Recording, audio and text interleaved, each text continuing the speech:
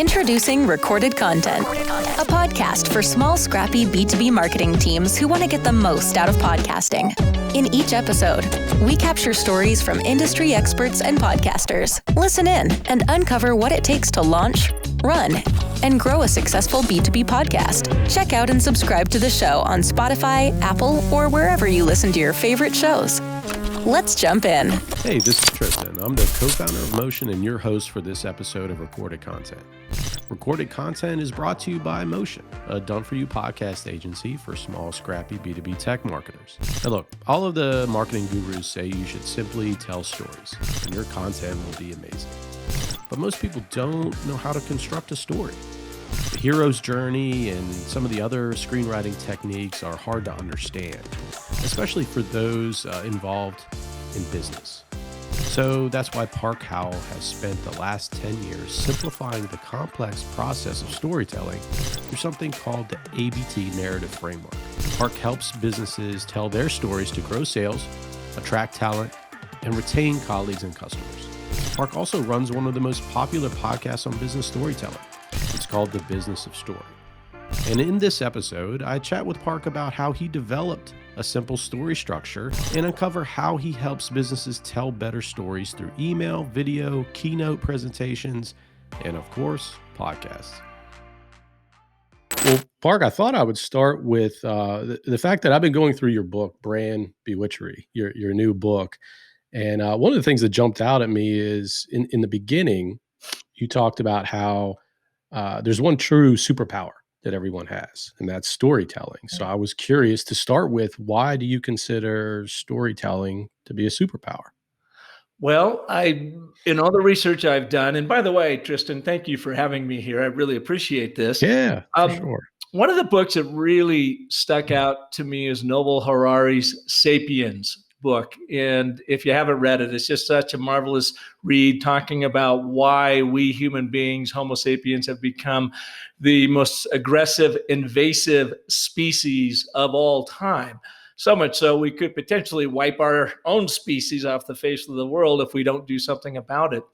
And at the core of that is our ability to assemble, coordinate, and act in story, primarily around fiction. Because you think about it, you and I are going to get together and I say, hey, Tristan, tomorrow we got to meet over at this great place. We're going to have a beer, but I'm going to introduce you to one of the greatest rock bands. I love them. I think you're going to love them. What do you say? And you're like, well, okay, cool. Let's do it.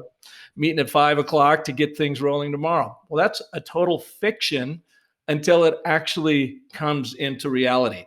Now, we meet there. We have a couple beers. The band's on. I love them, you love them, it's all great. Or the band's on, I love them, you not so much, but at least that we have coordinated this gathering and moving forward. And it's all a story. Everything about it is a story that I shared with you about what tomorrow could look like, and I want to turn that fiction into a fact. Well, there is not another being on this planet or in the universe that we know of that can think, coordinate, and act in story, precisely because of our ability to think in story. So it gives us a superpower over all other living entities, precisely because we think and act in story. And so that's why I say, why don't we use it for good and more intentionally, more purposefully in business? Yeah, the key is using a superpower for good, right? And that's That's what. right.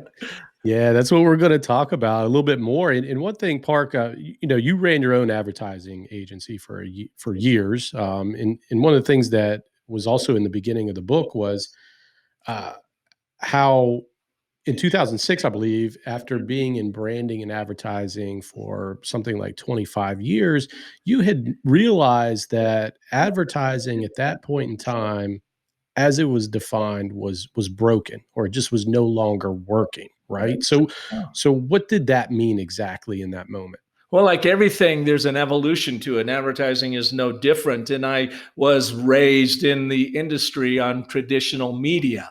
So our clients and customers own the influence of mass media. Tristan, we're talking, TV, radio, print, outdoor, direct mail, public relations, events, and there was no Yelp. So once the interwebs came in, e-commerce, websites, social media took off. Well, we all know what happened. It leveled the playing field, and where brands used to own the influence of mass media, the masses had become the media. And they are more vocal today than ever. Think about it. Everybody watching this, you and I, we get to be our own TV station, radio station, print production house, whatever, 24/7 from the privacy of our own kitchen table with global reach. So I started recognizing, as we were trying to get our heads around digital marketing and where this was all going, that the pure mass amount of communication that was now bombarding us from every kitchen table out there made me completely rethink how you go about branding and communication, not only online and outreach marketing, but even internally, and how we Homo sapiens started to change the way we communicated precisely because of the evolution of the internet. That's when I went in search of a new way, a better way to try to communicate, because I had just seen what we were doing in the past with branding and our communications was just no longer as effective as it had been. And that's when I was studying story earlier in the 2000s, but that's when I said, there's got to be something to this, and there's got to be a secret sauce to it. What does Hollywood know that we need to know as marketers and communicators? And that started my quest and looking for the answers. Yeah, and Park, can you talk about that quest? So, when you realized this moment that, the way storytelling was really unfolding before your eyes, it just wasn't quite right, So you had to go out and kind of build your foundation, right? So where did you start? You mentioned Hollywood. I know that was a big part of some of the research that you did, but how did you start to put those building blocks together very early on in your research? Well, I was fortunate. We have 3 kids, and our middle child, our son Parker, went to film school at Chapman University in Orange, California, a superb film school. Between 2006, he graduated 2010, and he has been in Hollywood ever since as a director of mixed reality. So he's all in as a director. And Tristan, while he was going to school there that first year, and not an inexpensive place to go to school, thank God he got a bit of a scholarship. I just said, as I was like trying to figure out what in the hell do we do, story, well, who knows story better than Hollywood? So I told Parker, I said, when you're done with your books, send them to me, since I'm paying for them, because I would like to know what Hollywood teaches you and the rest of your aspiring filmmakers how to be a competitive storyteller in the most competitive storytelling market in the world, LA. So he did. And he sent me lectures, and I basically had a virtual education right alongside of Parker. That's when I learned about Joseph Campbell and the hero's journey. And when I looked at the hero's journey, Tristan, it immediately hit me from a brand marketer standpoint. I'm like, look at this is a map to humanity and how you communicate and take an audience on a journey. Well, isn't that what every brand is supposed to be doing? Why don't we map it, the hero's journey, to business? And so instead of taking or just using his 12 to 17 steps, depending on who you follow, about Joseph Campbell, I mapped it down to the 10 steps of the story cycle system, tried to take that complex framework and simplify it for business, first and foremost by 2008, 2009, to start using it for brand story strategy creation. And then that complexity led me to simplicity. And the more I worked on it over the past 10 years, the more I found a couple of other narrative frameworks that are even more important for day-to-day communication than just the hero's journey. Yeah, and that's the one thing I wanted to ask you about is what are some of those big gaps that you saw? When I say gaps, because you mentioned hero's journey, which, if folks have seen that, it's this complex wheel, right? There are a lot of steps involved. And like you said, depending on whose perspective it is, there could be anywhere from 10 to 20 different steps.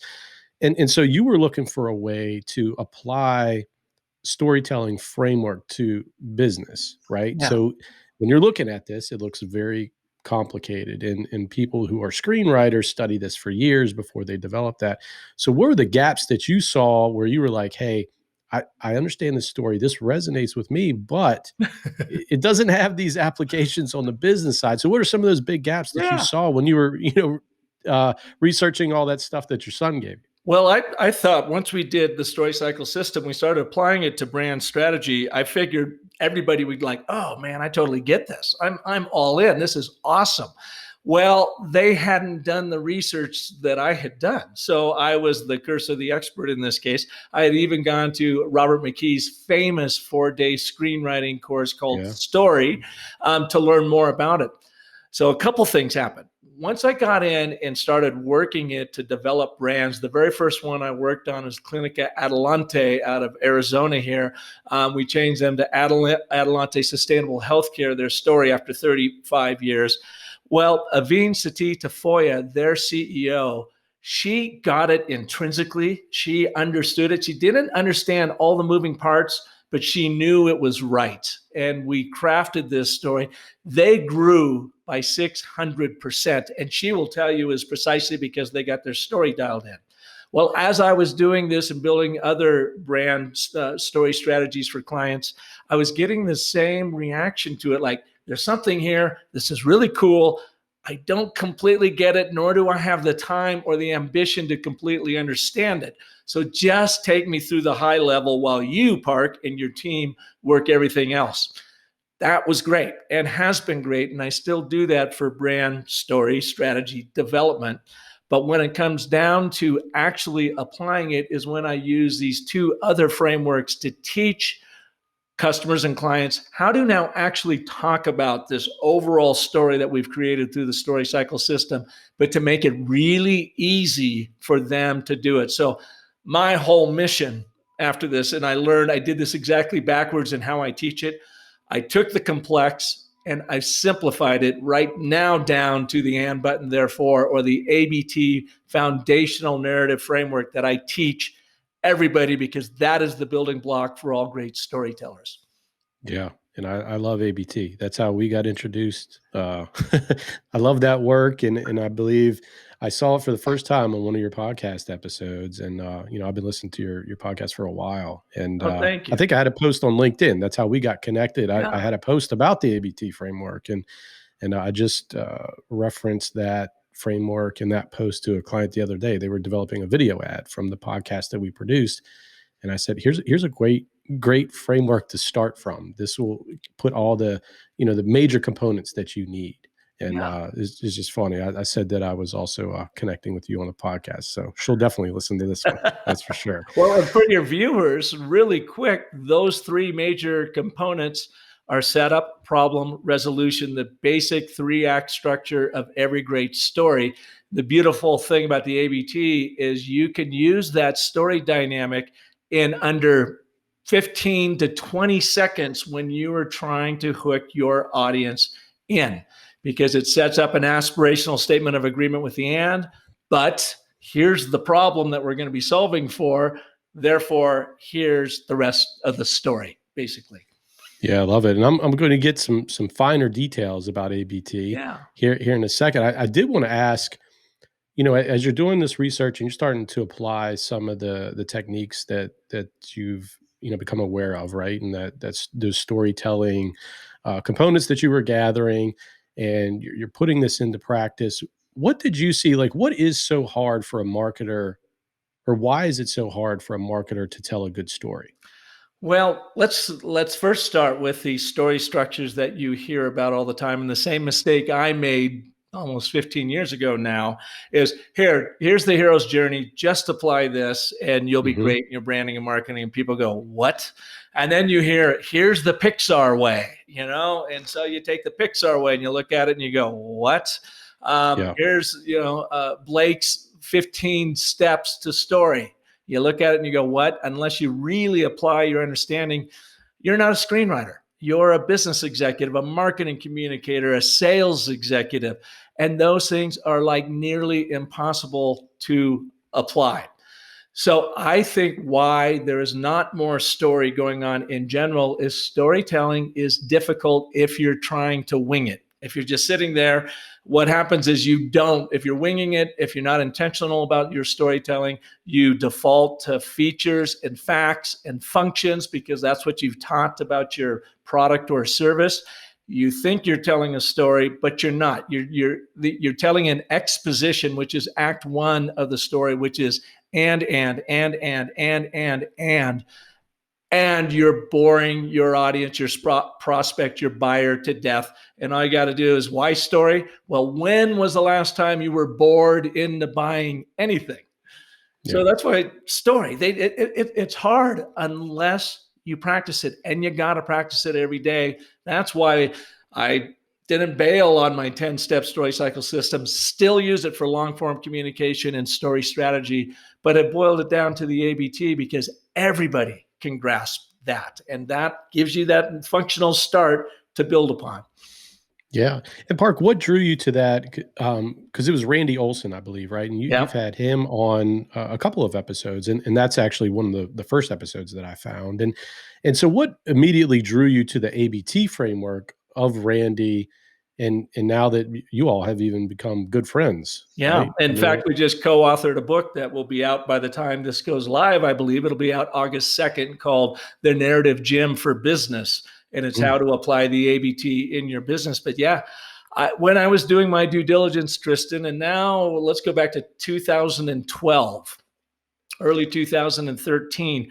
I can't remember. Someone from Randy's team reached out to me because he was coming out with his second book called Connection: Hollywood Filmmaking Meets Science Storytelling. I'm not sure I got that exact subtitle quite right. But Randy is a Harvard PhD evolutionary biologist who gave up tenure, went to USC Film School, graduated, produced 3 documentaries on climate change and global warming, but has written 5 or 6 books now teaching scientists what he learned in Hollywood that they could use to communicate their big thinking to the world. And really his number one focus now is the and, but, and therefore.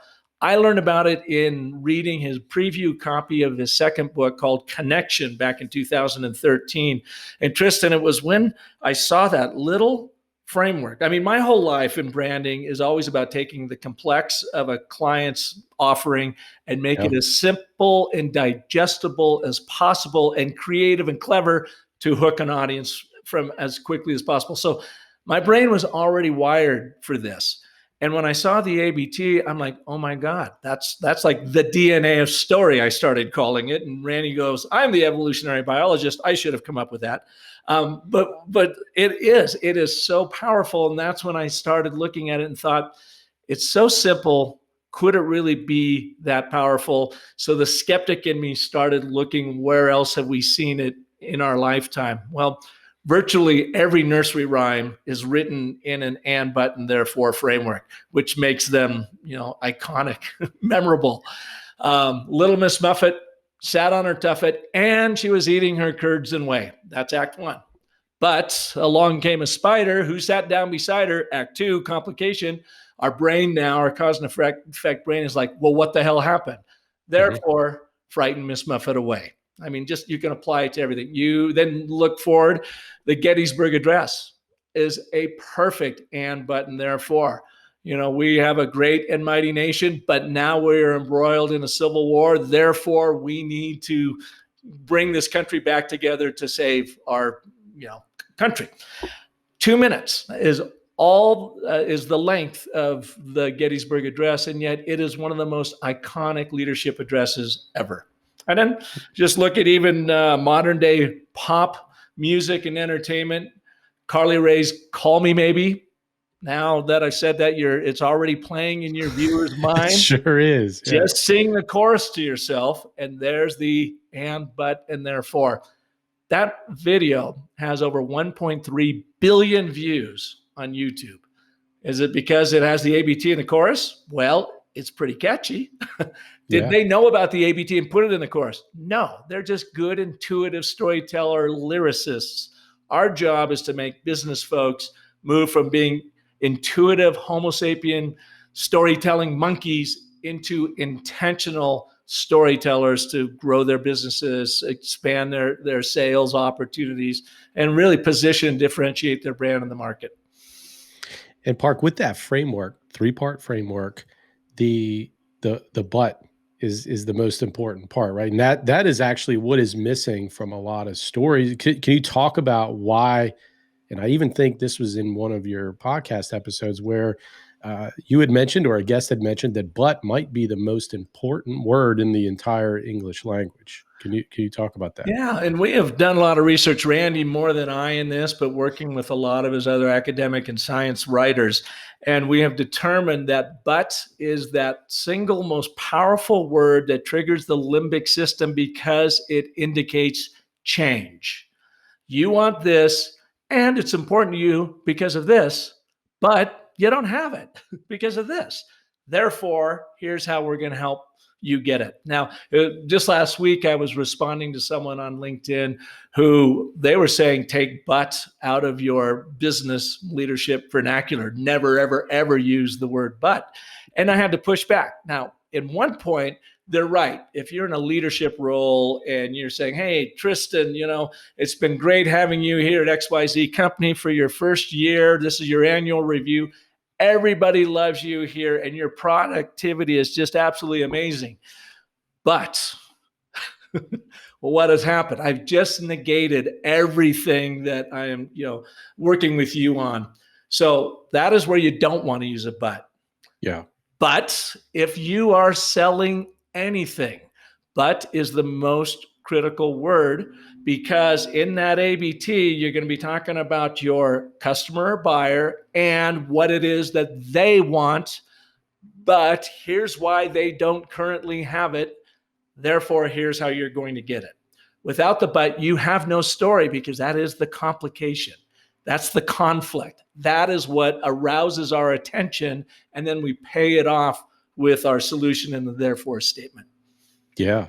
And what are some of the ways the ABT framework can be used? I mean, we just talked a second ago about, I referenced the ABT framework for a video ad that's going to be created. Yeah. It's 90 seconds long, but I mean, in your ABT course that you have, which I also got that as well.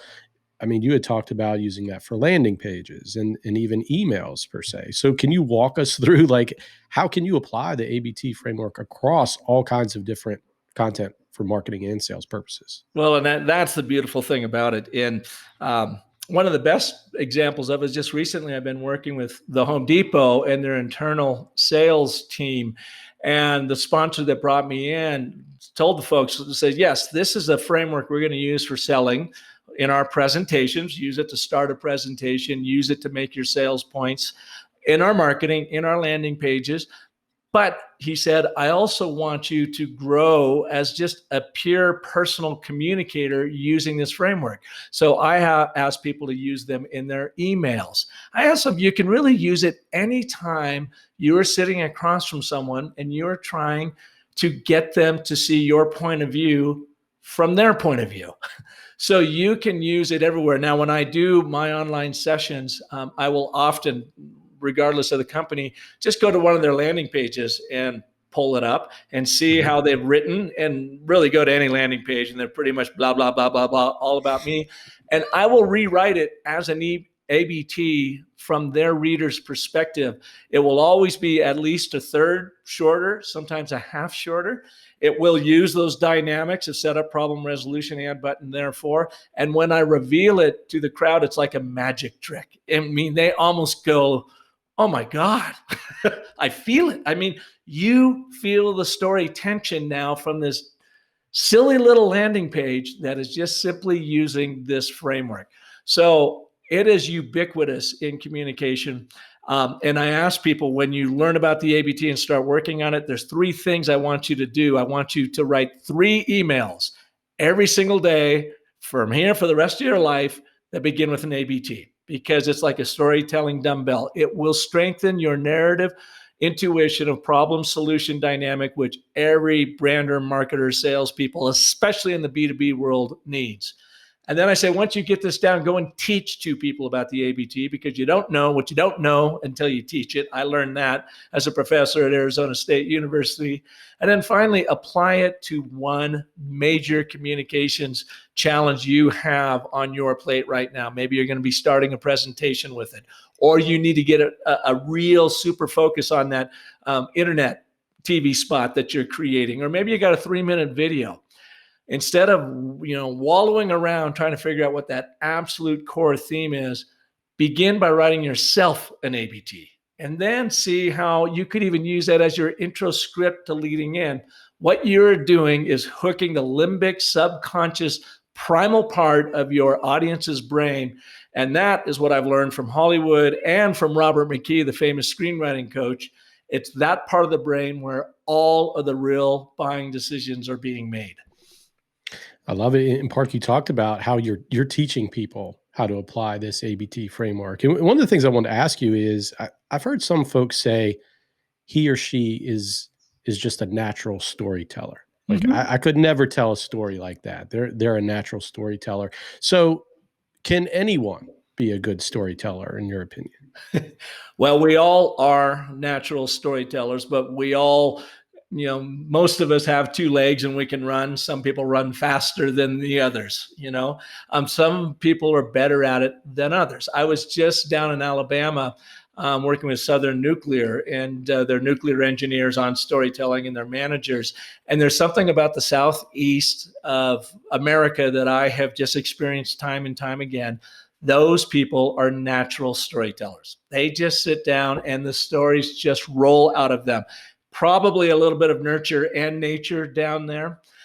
What we found is and I learned this from some of the executives I taught in the master's program at ASU, that even if you are not a confident storyteller sitting up, in front and presenting, if you bring story structure and these elements that we're talking about to your presentations, you will have a greater impact on your audience. I had several students go, "Oh my God, this is magic. I gave a presentation yesterday and I had 3 people come up to me and say, 'Sally, I don't know what you did, but that's like the best presentation you ever gave.'" And I, knowing Sally, is not comfortable sharing stories. It's just not who she is, but she uses this structure. So yes, to answer your question, there are going to be better natural storytellers that can just own a stage. They just get it, and that's just the way it works. But that's like 10% of the world. I am a big believer that you can get 80% of the world being comfortable and having the impact that they want to make through their storytelling. And then you probably got like 20% of them that just don't care and will never use it. Yeah. And so Park, if let's say, our audience is mostly small, scrappy marketing teams. So we typically work with technology companies that, have 3, 4, 5 people at max on their marketing team. And there's a lot, they're wearing a lot of hats. So if they're looking to integrate story more often in the content that they create, like where is a good place for them to start? Well, you always have that divide. And because these might be smaller B2B marketing firms, maybe they don't have a huge sales force, maybe they don't have a huge marketing group. But even if they have 1 or 2 or 3 in each one of those divisions, like you and I are divided on the screen right now, you have a divide in how they communicate. Marketing will tend to go out and do chest pounding and talk about features and functions and how wonderful our product is, while sales on the other side is like, dude, that's not what I need. I need to really understand what the true impact is we're making in the world. So what they can do is, all of them, starting with the ABT, is learn it together. And then what we found works really well is have a salesperson go and write a landing page using an ABT for marketing, and have a marketing person go and write an ABT for the introduction of a sales presentation. This ABT platform, in the storytelling of it, it absolutely bridges sales and marketing. And now both departments are speaking to the customer and buyer from the customer and buyer's perspective, placing them at the center of the brand story, with the but underscoring what's their problem that you are going to help them overcome. And then therefore you get to talk all day about your brand at that point, if you've developed enough conflict between what they want and why they don't currently have it, and how you can help them get it. So that's where story comes in. It starts with that basic, very fundamental cue that works the departments together, and then gets them singing from the same songbook, if you will, all using story. Yeah, I love it. And let's talk about the application to a podcast episode. And quite honestly, I use the ABT framework a lot to write my intro that I record later, and that's how I kind of tee up the whole conversation. But how have you seen ABT applied to a medium like either a short form video or even a long form podcast? Yeah, well, you don't see it a lot, and we're hoping to see it a lot more. You have been a convert and you do a very nice job. And by the way, I want to commend you on your prep for this show. I have Yeah. never gotten such a professional PDF of instructions on Thanks, what we're Park. going to be talking about. Very, very well done. And you had even structured this interview as a bit of an ABT. Why is storytelling important and how can you use it? But why aren't people using it? Therefore, how can we help them use it? I mean, it's really that You simple. saw right through me. No, it's great. And that's a point too. People think, well, Park, this seems to be so stilted. If I'm starting to use the and button, therefore, won't people know what I'm doing? And no, because most people don't know about it. And oh, by the way, their subconscious limbic system will love you for it because it makes you immediately digestible in how you are putting this together. So where do you see it? And now that you know a little bit about it, listen to NPR. Whenever they are pitching for an upcoming segment, they don't do it every single time, but I want you to now start listening to the but and where they place the but. They've not been through our course. I don't know if they know about the ABT or not, but they're just good, intuitive storytellers. I want you to become an intentional one. Next up, go to the go to the New York Times, go to the front page, see how many of those articles on the front page insert the word but right near the top. And as you dissect it, you're going to see it is an and, but, and therefore framework. Again, haven't taken our courses. They're just well-trained communicators. This was what will move you to an intentional thing, becoming an intentional communicator. And if you pay attention to something that really hooks you, go back and look at it again and see if the ABT wasn't there and see if a but, however, or yet, the three words that really signal contradiction, haven't risen to the surface very quickly in that communication. And you'll start nodding and going, oh my God, I see. This is the bewitchery of story. The applied science is the ABT, and what it does is it bewitches your audience. Yeah, and you talked about applied science, and that leads to one of my last questions here, which is applied science was listed or referenced in your course, right, as a part of storytelling. But then when I'm listening to your podcast, you say that you love to bring on story artists. Yeah. So that's what you called them. So I was curious, is storytelling more science or more art, and why? It's a combination of both. And especially if you're learning it, you're in business and you're trying to figure it out. Now, if you are a studied screenwriter or you're a Robert McKee of the world, you have done it so much that it becomes total second nature to you, and you can start deviating from the forms, from the applied science of it, and really become an artist. We don't necessarily need to be artists in business, but I do call them story artists because they are people that have used stories in lots and lots of different ways in business. I call this the applied science because in order for you to become intentional, I need to share with you these frameworks that are absolutely proven. Follow them, use the algorithm to these stories as you tell your stories, and you will start then bewitching your audience. And that's where the art comes in. I mean, it'll freak you out when you own a room for the very first time with one of your presentations because you've infused story in it, and people come up to you and say, I don't know what you've done, but that was amazing. You will then realize. Or for instance, I work with a lot of sales teams in Medela, which is a medical manufacturer out of Chicago. One of their sales reps said she had been working to try to get in front of a prospect for, I think, 5 months. Nothing but crickets. Could not get a response until she did a short little ABT in an outreach email. The very next day, she got a response. 2 days later, they were on a virtual session for the very first time. Same thing happened at Sharp Electronics with one of their national account people. I took one of their landing pages at Sharp, rewrote it as an ABT. He lifted it, started it on a national account presentation, or used it on a national account presentation the next day, and then wrote me back early in the next week, say they landed the business. They had been working on it for 4 months, could not get the audience to move, the buyer to move. until they use the ABT. So that's where you see it. That is the bewitchery. And when it works for you, you will feel it. You will feel like you're some sort of Svengali. One last little use of it is in story listening. And this is where the bewitchery really comes in. So we've all been there when we've had a customer or a prospect or a client that is so frustrated with their problem that they do this verbal vomit on us for like 10 minutes and they are just venting. And we're there listening, taking it all in.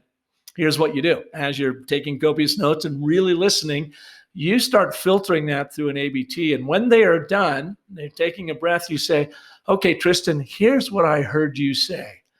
You want this because of this, and it's important because of this, but here's what's frustrating you. You don't have it because of this. Therefore, our solution could be this.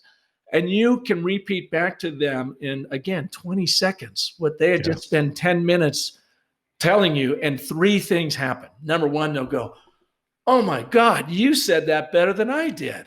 You know, what sort of Svengali are you? Number 2, thank you.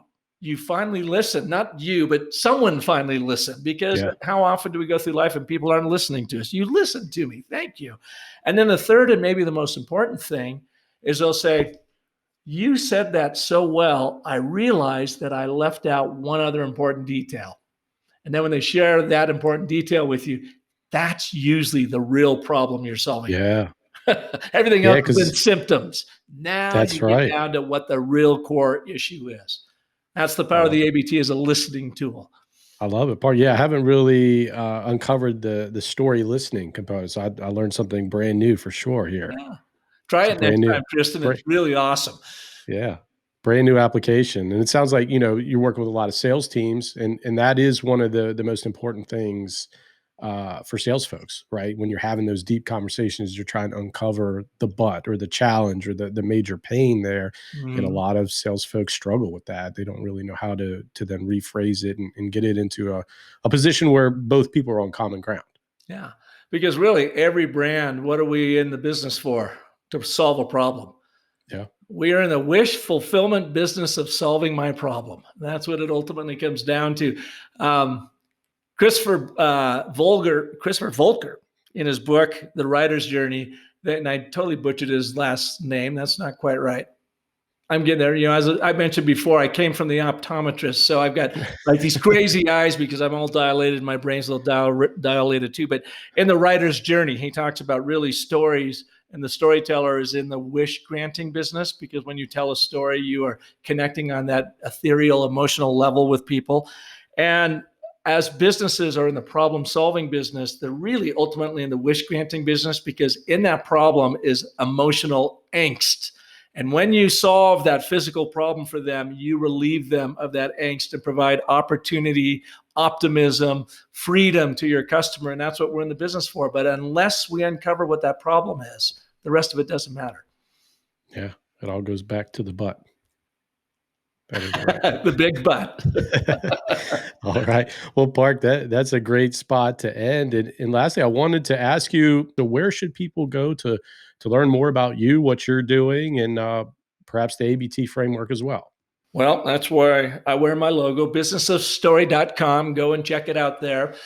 You can take my new course, The ABTs of Selling. You can click through Business of Story to get there, or you can go directly to Thinkific. Just businessofstory.thinkific.com. It's only $35 in under 18 minutes through 3 short videos. I'm going to walk you through the and, but, and therefore, and having you apply it immediately to your work there. And even at the end of the training, I offer up my email address and say, send me your ABT and I'll give you a free coaching back on it.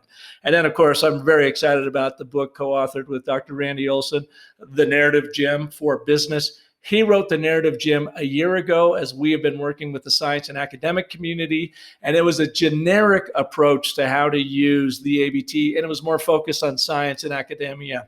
I am kind of like the right arm to Randy, and I am the one that pushes it out in the business world. So he said, let's recraft this book specifically for the business world. So he and I rewrote it, and really proud of it. It's very short, 75 pages. The idea here is to teach the ABT as quickly as possible so you can use it immediately in your work. All right. Love it. Well, Park, we'll reference all that stuff in the show notes when we put it together and push this out to the world. And I appreciate you hopping on today. I know you have a lot going on. You got the optometrist right around the corner, and hopefully all that works out. But I really appreciate you hopping on this session with me. I've been a big fan of your podcast, and like I said, I try to use ABT whenever I can, and it's really been a fantastic framework for us. Tristan, thank you so much for allowing me to come on your show. I just love the conversation. All right, awesome. Thanks, Park.